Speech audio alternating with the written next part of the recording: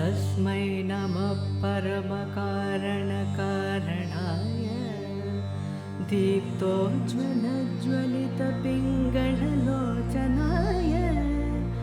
नागेन्द्रहारकृतकुण्डलभूषणाय ब्रह्मेन्द्रविष्णुवरदाय नमः शिवाय श्रीमत्प्रसन्नशशिपन्नगभूषणाय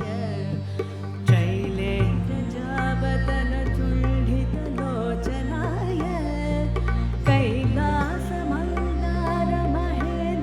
कैलासमन्दारमहेन्द्रनिकेतनाय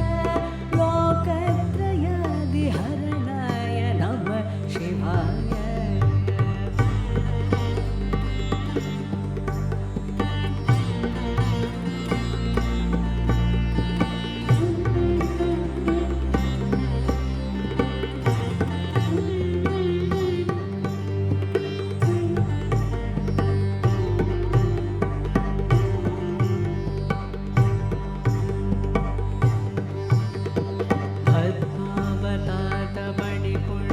पद्मावतातमणिकुण्डलगौरुषाय कृष्णगुरुप्रचुरचन्दनचर्चिताय भस्मानुषक्तविकटोत्पलमल्लिकाय नीलाब्जकल्टसदृशाय नमः शिवाय लम्भस्तपिङ्गळजटामुकुटोत्कटाय दंश्राकरालविकटोद्भगभैरवाय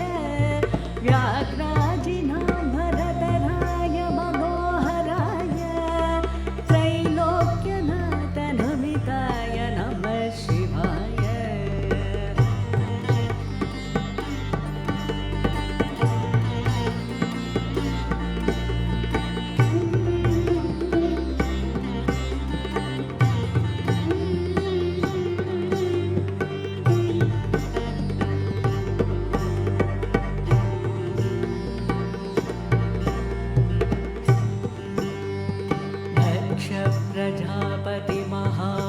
दक्षप्रजापतिमहामकनाशनाय क्षिप्रं महात्रिपुरधानवदातनाय ब्रह्मोर्जितोद्भगकलोटिनिरूपणाय योगाय योगनमिताय नमः शिवाय संसारसृष्टिघटनापरिवर्तनाय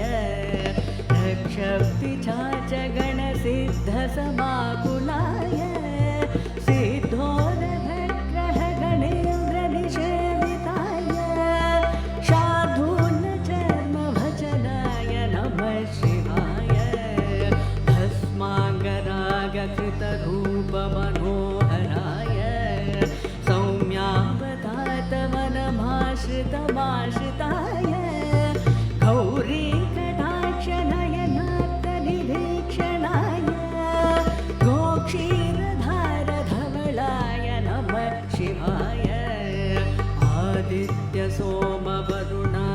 आदित्यसोमवरुणानिलसेविताय यज्ञाग्निहोत्रवरधूमनिकेतनाय दीक्षामभेदमुनिवृत्स्तुतिसंयुताय गोपाय गोपनमिताय नमः शिवाय आदित्यसोमवरुणानिलसेविताय यज्ञाग्निहोत्रवधूमनिकेतनाय